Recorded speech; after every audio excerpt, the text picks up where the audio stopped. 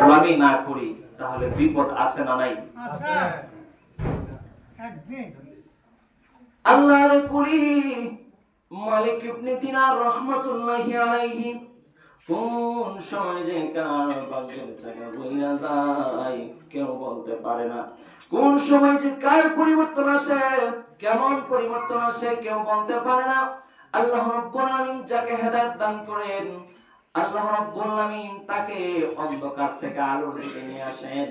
আর যাকে হেদায়েত দান করেন না, তাকে যতই আলোর দিকে তাকা হয়, সে কখনোই অন্ধকার থেকে আলোর দিকে আসতে পারে না। মালিক ইবনে দিনার রাহমাতুল্লাহি আলাইহি নাম আপনারা অনেকে হয়তো শুনে থাকবেন। মালিক ইবনে দিনার রাহমাতুল্লাহি আলাইহি ইরাকের বিখ্যাত একজন আল্লাহর ওলি, ইরাকের বিখ্যাত একজন বড় মুহাদ্দিস। আল্লাহ রাব্বুল আলামিনের দরজায় তার অনেক নাম আছে, অনেক মকবুলিয়ত আমল আছে। ওই মালিক ইবনে দিনার রাহমাতুল্লাহি আলাইহি একবার এক সভা সেমিনারে বক্তব্য প্রদান করবেন। এই সময় একজন মুরব্বি বলল, বাবারে আমি তো আপনাকে চিনতে পারতেছি, আপনি সেই না? কয় আমি যদি ভুল না করি, আমি আপনাকে আজ থেকে 10 বছর পূর্বে আপনাকে আমি মাতাল অবস্থায় পরে থাকতে দেখেছি। আওয়াজ করে বলুন আল্লাহু আকবার। কই এবারে তো আমি মাতাল অবস্থায় 10 বছর আগে দেখছি। মুরব্বি কইতাছে, যেই বক্তা আওয়াজ করবে এখন, বক্তা সাহেব মাথাটা নিচের দিকে দিয়ে রাখছে, কতক্ষণ পরে ভাবতেছে, মুরব্বি বাবারি, হ্যাঁ আমি ওই 10 বছর আগে আপনি যাকে মাতাল অবস্থায় রাস্তার পাশে আপনি পরে থাকতে দেখেছিলেন, আমি সেই ব্যক্তি। হয় তাহলে আপনি এখানের মধ্যে কিভাবে আসলেন, কিভাবে আপনার এত পরিবর্তন হইল? আপনি এমন জায়গায় আসছেন যেই জায়গার মধ্যে আপনি ধর্মীয় বক্তা, আপনি ধর্মের অনুসরণ করার জন্য, ধর্মের আইন কানুন মানার জন্য মানুষদেরকে উপদেশ দিয়ে থাকেন। আপনাকে তো দেখতে আগের চেয়ে অনেক পরিবর্তন মনে হচ্ছে, কিভাবে আপনার পরিবর্তন হইল? এবার মালিক ইবনে দিনার রাহমাতুল্লাহি আলাইহি বলতেছেন, তাহলে আমাকে 10 বছর পিছনে ফিরে যেতে হবে। এবার তিনি বলতেছেন, আমি এমন কোন গুনাহ নাই গো যে গুনাহটা আমি করি নাই। মদ থেকে, গাঁজা থেকে এমন কোন নেশা নাই যেই নেশাটা আমি পান করি নাই। এমন কোন খারাপ কাজ নাই যেই খারাপ কাজটা আমি করি নাই। ডাকাতি করেছি, চুরি করেছি, অসংখ্য অপরাধ আমি করেছি। অপরাধ করতে করতে গো আমার জীবনটা আমি খয়লা বানায় ফেলেছিলাম। আমি আমার এক ছোট্ট মেয়ে ছিল, 3 বছরের মেয়ে। আমি প্রতিদিনের মতো বাজার থেকে, আমি রমজান মাসে শবে কদরের দিনে আমি বাজার থেকে ওই দোকানিকে অনেক অনুরোধ করার পরে এক বোতল মদ নিয়ে আমি বাসায় ফিরে এসেছি। বাসার মধ্যে এসে দেখতেছি স্ত্রী নামাজ পড়তেছে। অনেক সময় দেখা যায় মদকুরের গড়েও নেককার আবেদা পাওয়া যায় কি যায় না? অনেক সময় দেখা যায় যে গাঁজা খায় স্বামী, কিন্তু ওই স্ত্রী অনেক ভালো নামাজি, ভালো পর্দা করে, ভালোভাবে চলার চেষ্টা করে, কিন্তু তার কপালে একটা গাঁজা গোর জুটছে। এবার আয়েশা তিনি দেখতেছেন স্ত্রী নামাজ পড়তেছে, তিনি সেদিকে নজর দিলেন না। মদ খাওয়ার জন্য ওই মদের বোতলটা তিনি টেবিলের উপরে রাখলেন। এবার তিনি ভাবতেছেন, আমি ভালো করে একটু বসি, তারপরে মদটা খাবো। কিন্তু তার ছোট্ট একটা আদরের মেয়ে, এই মেয়ে আয়েশা টেবিলটার মধ্যে এমন একটা লাড়া দিছে, হাত দিয়া এমন একটা তাপড় দিছে, হাতের লাড়ার চোটে মদের বোতলটা মাটিতে পইরা বাইঙ্গা মদ নষ্ট হয়ে গেছে। এবার তিনি বলতেছেন, ও জগৎবাসী, আমি সেই সময় আমার অনেক কষ্ট হয়েছে, আমার অনেক রাগ হয়েছে, কিন্তু আমি কোনো রাগ দেখাইতে পারি নাই। কারণ কি জানি, আমার আর কোনো ছেলে মেয়ে নাই, একটা মাত্রই মেয়ে। এই মেয়েকে আমি অত্যন্ত পছন্দ করি, ভালোবাসি গো, আমার কলিজার মধ্যে লাগে। এই মেয়েকে আমি অত্যন্ত স্নেহ করতাম, যার কারণে আমি মেয়ের গায়ে একটা ফুলের টুকা পর্যন্ত দিতে পারি নাই। মেয়ে মদ ফেলে দিয়েছে, কিল কিল করে হাসতেছে। এবার আমি তো তারে কিচ্ছু করতে পারি না, কারণ আমি তাকে আমার কলিজা থেকে বেশি ভালোবাসি। ও জগৎবাসী, আমি এইভাবে আমার সেদিন আর মদ খাওয়া হলো না। আমি এই এরপরে আমার মেয়েটা কিছুদিন পরে মারা গেল। ইন্না লিল্লাহি ওয়া ইন্না ইলাইহি রাজিউন। ছোট্ট সন্তান মারা গেলে, নাবালিগ অবস্থায় যাদের ছেলে মেয়ে মারা যায়, তাদের জন্য ওই বেশি কান্না করতে নাই, তাদের জন্য আল্লাহকে দোষারোপ করতে নাই, ধৈর্য ধারণ করতে হবে। ধৈর্য ধারণ করলে আল্লাহ রাব্বুল আলামিন বলতেছেন, আমি তোমাদের এই ছোট্ট নাবালিগ নাবালিকার জন্য তোমার নাজাতের ফয়সালা কইরা দিতে পারি। এই জন্য ছোট্ট সন্তান নাবালিগ অবস্থায় মারা গেলে বাপ মার জন্য নাজাতের ওসিলা হইতে পারে, হাদিস প্রমাণ করে। এবার এই তিনি বলতেছেন, আমি আবার আমার মদ খাওয়া অভ্যাস এখনো যায় নাই, আমি মদ খাচ্ছিলাম। আবার সামনের বছর আবার যখন ওই রমজান মাস আসলো, ওই কদরের দিন আসলো, আমি আবার পূর্বের কারের মতো আমি একটা মদের বোতল কিনে নিয়ে আসলাম। আসার পরে আমি আমার মদের বোতলটা টেবিলের উপর যেই মাত্র রাখছিল, আমি আমার ওই মরে যাওয়া মেয়ের কথা আমার স্মরণ হয়ে গেছে। হায় হায়, গত বছর এই মদ নিয়ে আসার কারণে আমার মেয়েটা মদের বোতল ফেলে দিয়েছিল আর কিল কিল করে হাসতেছিল। আজকে এই দিনে আমার মেয়েটার কথা এমন ভাবে মনে পড়তেছে গো, যেন প্রত্যেকটা মেয়ের কাজকর্ম আমার অন্তরের মধ্যে লাগতেছে। আমি আমার মেয়ের কথা স্মরণ করছিলাম, মদের বোতলটার সামনে রাখা আছে, রমজান মাস, কদরের রাত।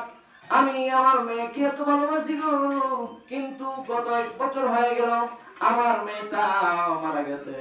হায় রে হায়, ওই দিনে আমার মেয়েটা আমার সাথে কত হাসি তামাশা করতো, আমার সাথে খেলাধুলা করতো, আমাকে আব্বু আব্বু বইলা ডাকতো। আজকে আমার ঘরটা শূন্য শূন্য লাগতেছে। আজকে দেখি আমার কেউ বাধা দেয় না, আজকে দেখি আমার মদের বোতল নিয়ে কেউ কারাকারি করে না, আজকে দেখি আমার মদ খাইতে আমাকে কেউ ডিস্টার্ব করে না। হায় রে হায়, ও মা গো, আজকে যদি তুমি থাকতা তাহলে আমার সাথে হয়তো তুমি একটু দুষ্টামি করতা। এভাবে তিনি মেয়ের কথা স্মরণ করতে করতে কাঁদতে কাঁদতে তিনি ওই ঘুমায়া পড়ছেন।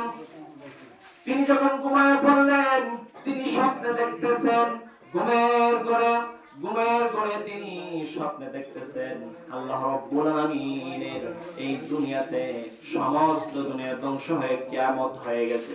এবার কিয়ামত যখন হয়ে গেছে, তিনি দেখতেছেন যে তিনি কিয়ামতের ময়দানে অত্যন্ত অসহায় হইয়া তিনি দৌড়াইতেছেন।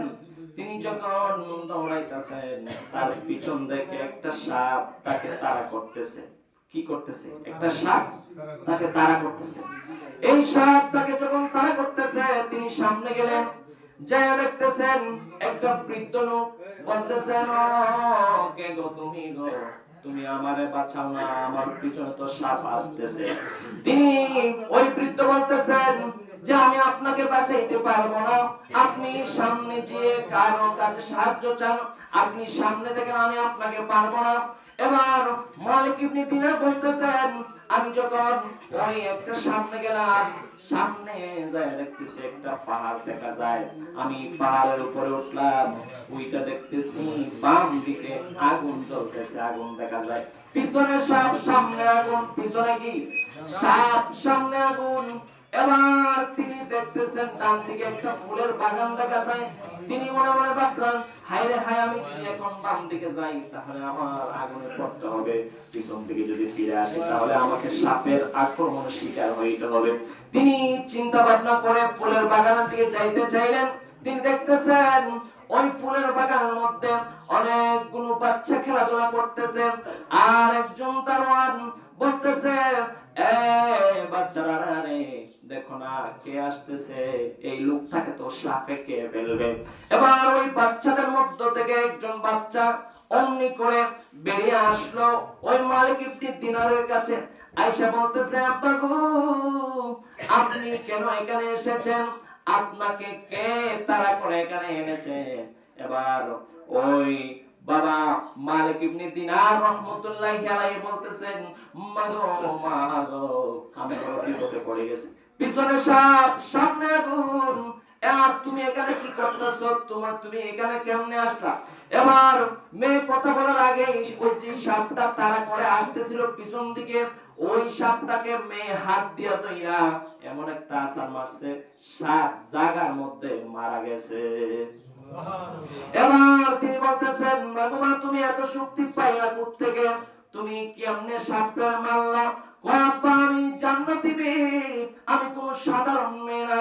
ছোটবেলায় যত মুসলমানের সন্তান মারা যায়, আল আতফালু দামিসুল জান্নাহ, আমার নবী বলেছেন প্রত্যেক সন্তান হচ্ছে জান্নাতের সুগন্ধি ফুল।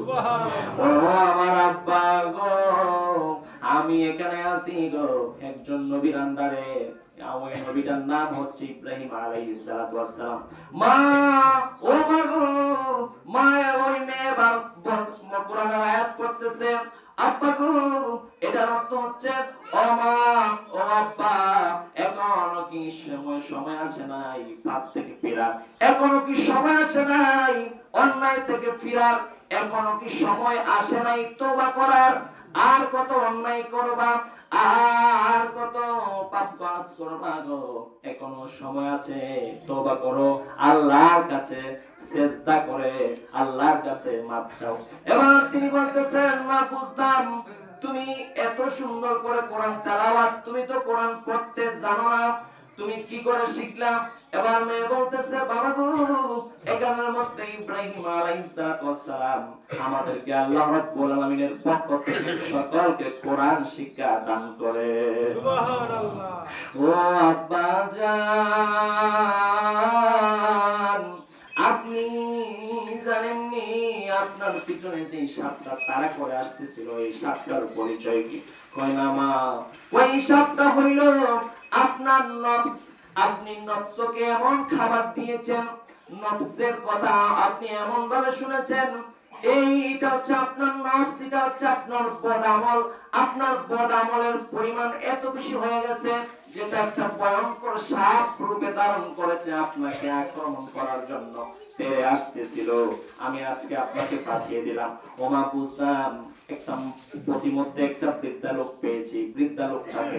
এবার তিনি বলতেছেন, ওই মেয়ে বলতেছে, বাবা বৃদ্ধ লোকটা হচ্ছে আপনার সৎ আমল, আপনার নেক আমল। এই বৃদ্ধা লোকটা এত বেশি দুর্বল, তার মানে হইল আপনার নেক আমলের পরিমাণ এত দুর্বল। এটা হচ্ছে আপনার রূহ, আপনি রূহকে কোনো খাবার দেন নাই, আল্লাহর কোনো কথা শুনেন নাই, নেক কাজ করেন নাই। এই জন্য এইটা হচ্ছে আপনার ওই রূহ, এইটা হচ্ছে আপনার নেক আমল। নেক আমল দুর্বল হওয়ার কারণে বৃদ্ধা আপনাকে কোনো সাহায্য করতে পারে নাই। তিনি বলতেছেন, এরপরে আমি তো ঘুম যাওয়া অবস্থা, আমি তো ঘুমন্ত অবস্থায় এই স্বপ্নে দেখতেছি।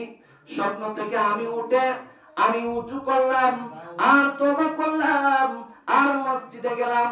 মসজিদে গিয়ে আমি আল্লাহ রাব্বুল আলামিনের কাছে সিজদা করে কান্নাকাটি করে মাপ চাইলাম।